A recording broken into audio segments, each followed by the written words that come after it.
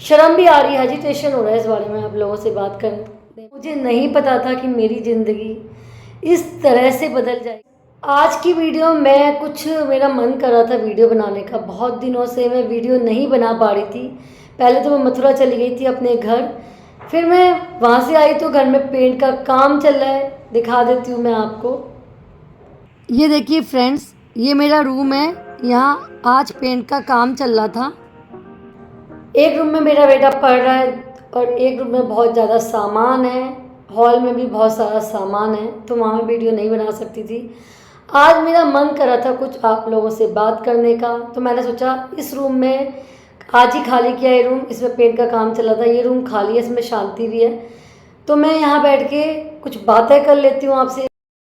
Video बनाने के लिए मेरे पास दो चीज़ें हैं, एक मेरा मोबाइल, एक स्टैंड। स्टैंड मेरा अभी टूट गया है, इतना टाइम नहीं मिल पा रहा है कि मैं उसे सही करवाऊँ, इसीलिए मैं केवल ये पानी की बोतल रखकर वीडियो बना रही हूँ। तो हो सकता है आपको मेरा फेस ऊपर नीचे नज़र आ रहा हो।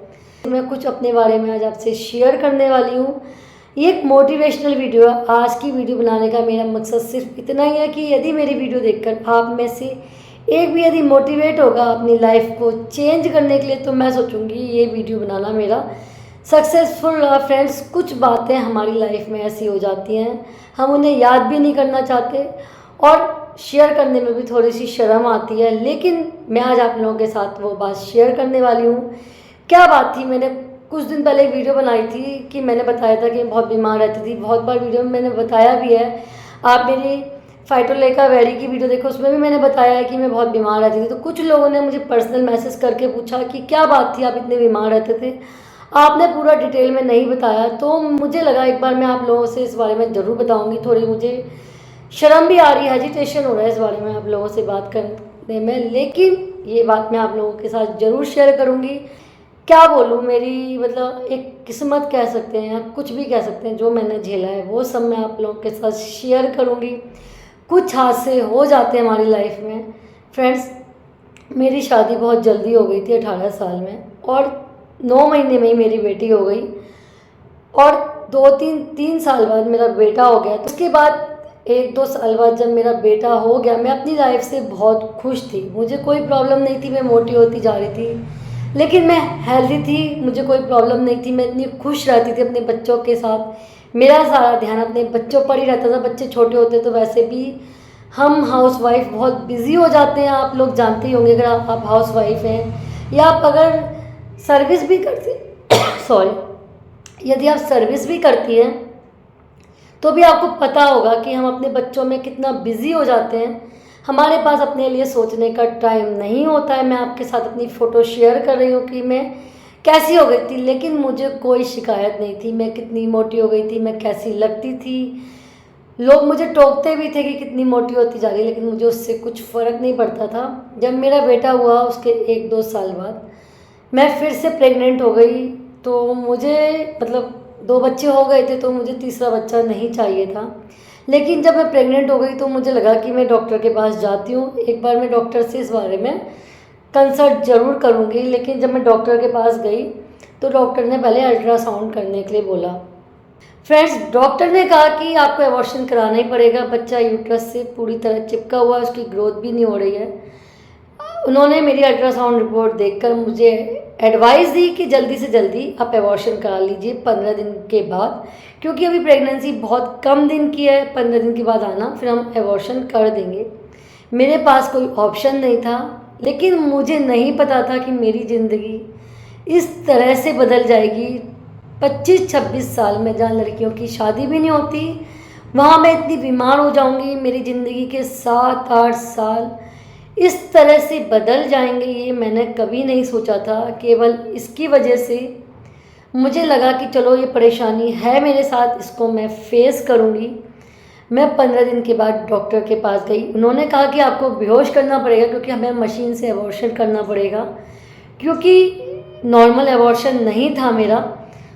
तो डॉक्टर ने मशीन से एबॉर्शन किया, लेकिन जब मुझे होश आया तो डॉक्टर ने मुझे बताया कि अभी आपकी एबॉर्शन पूरी तरह नहीं हुआ है, इससे ज़्यादा हम मशीन्स के साथ एबॉर्शन नहीं कर सकते थे, नहीं तो आपकी यूट्रस वहीं फट जाती, कुछ भी हो सकता था। इसीलिए 1 हफ्ते के बाद हम आपका अल्ट्रासाउंड फिर से करेंगे, फिर हम आपको बताएंगे कि आपको क्या करना है। तो एक मुझे रोना भी बहुत आया कि उस टाइम मेरे पेन भी बहुत ज़्यादा हो रहा था और मेरा शरीर इतनी बुरी तरह दुख रहा था कि मैं आपको बता नहीं सकती। 1 हफ्ते के बाद मैं फिर से डॉक्टर के पास गई, तो डॉक्टर ने फिर से मेरा अल्ट्रासाउंड किया। तो डॉक्टर ने फिर से अल्ट्रासाउंड करके बताया कि अभी आपका एबॉर्शन पूरा नहीं हुआ है। मुझे रोना भी बहुत आया, मैं बहुत रोई भी उस दिन। फिर उन्होंने 1 हफ्ते तक मेरा ट्रीटमेंट चला, दवाइयाँ दी, काफ़ी वीकनेस आ गई थी मेरे शरीर के अंदर, मेरे से उठा भी नहीं जा रहा था। लेकिन मुझे लगा कि ये कमज़ोरी है, बहुत जल्दी मैं रिकवर हो जाऊंगी, मैं ठीक हो जाऊंगी और मैं पहले जैसी हो जाऊंगी। कुछ दिन मुझे लगा कि नॉर्मल है ये, मुझे वीकनेस आ गई है, थोड़े दिन में मैं खाऊंगी पीऊंगी, मैं ठीक हो जाऊंगी।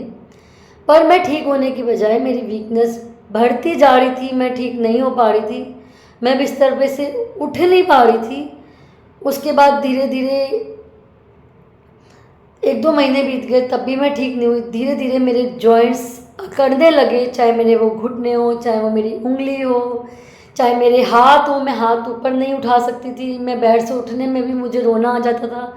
फ्रेंड्स, मेरे हस्बैंड और मेरे बच्चे बहुत परेशान रहते थे मेरी कंडीशन देखकर, क्योंकि मुझसे घर के काम भी नहीं हो रहे थे। मैं अपने बच्चों के लिए, अपने हस्बैंड के लिए खाना भी प्रॉपर तरीके से नहीं बना पा रही थी। आज की वीडियो सिर्फ मैं इसीलिए बना रही हूँ कि आप लोगों को मोटिवेट कर सकूँ।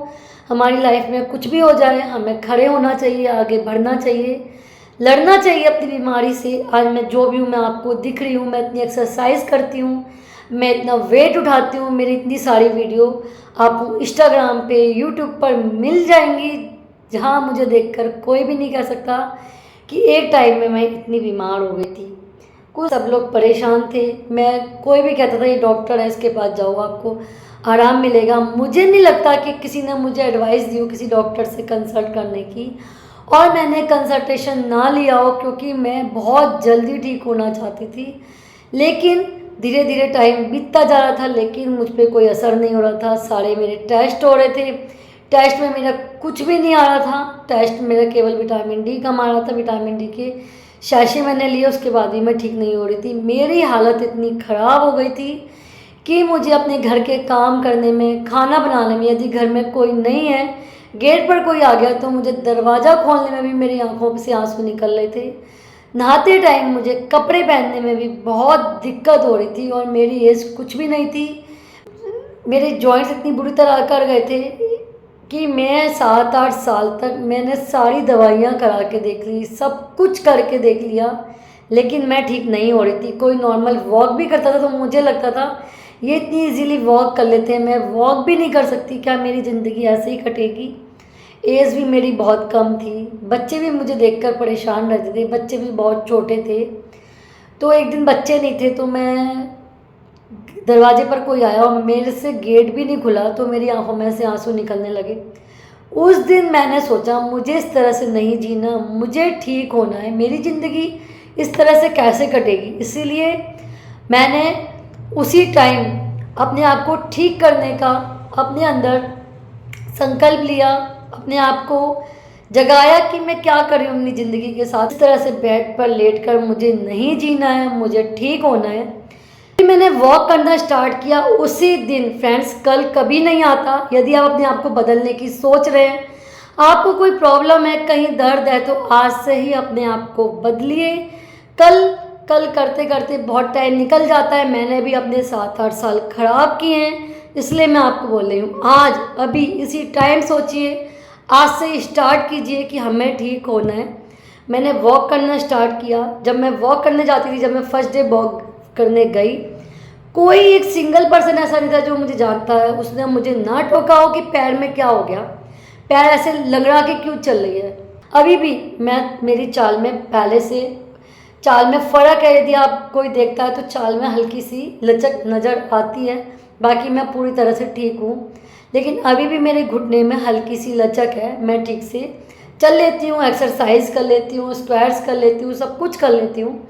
मेरी कोशिश यही है कि मेरा ये घुटना अभी ठीक हो। बहुत शर्म भी आती थी उस टाइम कि मैं सब लोग इतनी अच्छी तरह चल रहे हैं और मैं चल भी नहीं पा रही हूँ। लेकिन कोई बात नहीं, मैंने उन बातों को सुना और मैं लगातार वॉक पर जाती रही।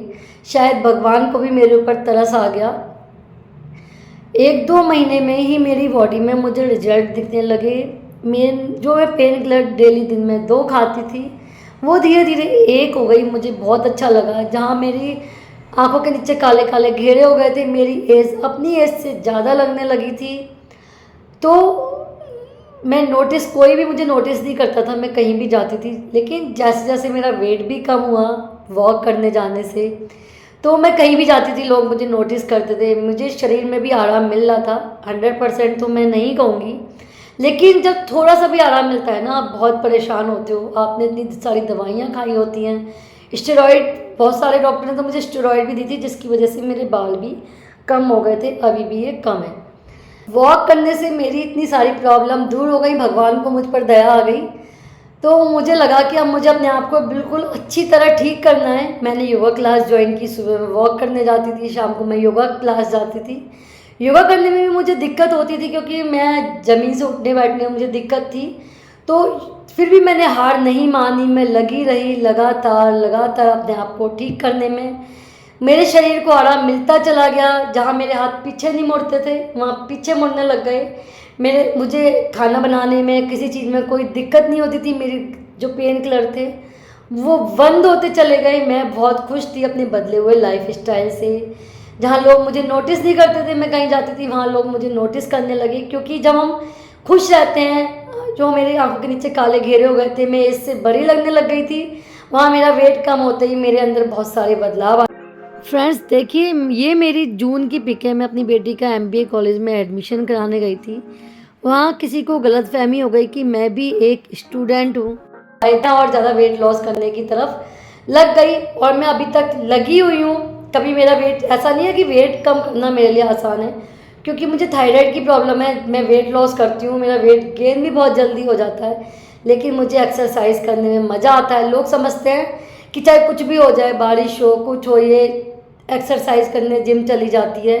कुछ लोग हंसते भी होंगे इस बात पर, लेकिन मुझे कोई फ़र्क नहीं पड़ता, क्योंकि मुझे पता है कि मैंने कैसे झेला अपनी ज़िंदगी के 7-8 साल। इसीलिए आप मेरी वीडियोस देखिए, शॉर्ट्स में जाकर मैं किस तरह से वेट उठाती हूँ। आप भी कर सकते हैं, कोई भी कर सकता है। सिर्फ अंदर से जुनून चाहिए अपने आप को ठीक करने का। फ्रेंड्स, हो सकता है कि आप लोगों को लगा हो कि मैं बहुत ज़्यादा बोल रही हूँ, मैं आपको लेक्चर दे रही हूँ। मैं लेक्चर बिल्कुल भी नहीं दे रही, केवल मैं अपनी एक्सपीरियंस आप लोगों के साथ शेयर कर रही हूँ। क्योंकि मैंने देखा है बहुत सारे लोग ऐसे बोलते हैं हमारे घुटने में दर्द है, हमें टाइम ही नहीं मिलता एक्सरसाइज करने का, हम इतने बिजी रहते हैं। मुझे भी बिल्कुल टाइम नहीं मिलता। मैं सुबह 5 बजे उठती हूँ, खाने की तैयारी करके जाती हूँ थोड़ी सी, क्योंकि मुझे भी मेरे बच्चों को ब्रेकफास्ट देना होता है। आके मैं एक्सरसाइज 2 घंटे एक्सरसाइज करके आती हूँ। उसके बाद मैं तुरंत किचन में जाती हूँ। जहाँ मैं पहले उठने बैठने में दिक्कत थी मुझे, जहाँ मैं घर के काम नहीं कर सकती थी, वहाँ मैं इतना काम करती हूँ। मैंने अपनी लाइफ स्टाइल को पूरी तरह बदल दिया है, जो आप मेरी वीडियोस में देख सकते हैं। फ्रेंड्स, आज की वीडियो मोटिवेशनल है उन हाउस वाइफ्स के लिए जो बहुत परेशान रहती हैं, उन लोगों के लिए जिन्हें लगता है कि उनके बैक में दर्द है, उनके घुटनों में दर्द है, वो ठीक नहीं हो सकते।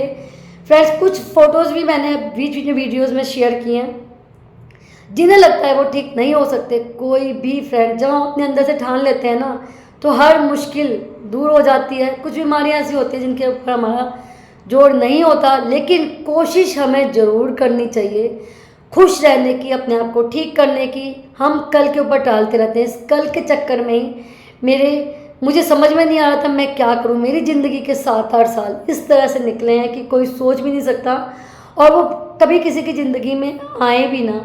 मैं एक तरह से अपाहिज की ज़िंदगी मैंने 7-8 साल जी है। फ्रेंड्स, अगर आपको मेरी वीडियो मोटिवेशनल लगी हो, आपको मोटिवेट करने में सक्सेस रही हो, तो प्लीज़ एक लाइक कर दीजिए और शेयर भी कर दीजिए, जिससे बहुत सारे लोग मोटिवेट हो सके।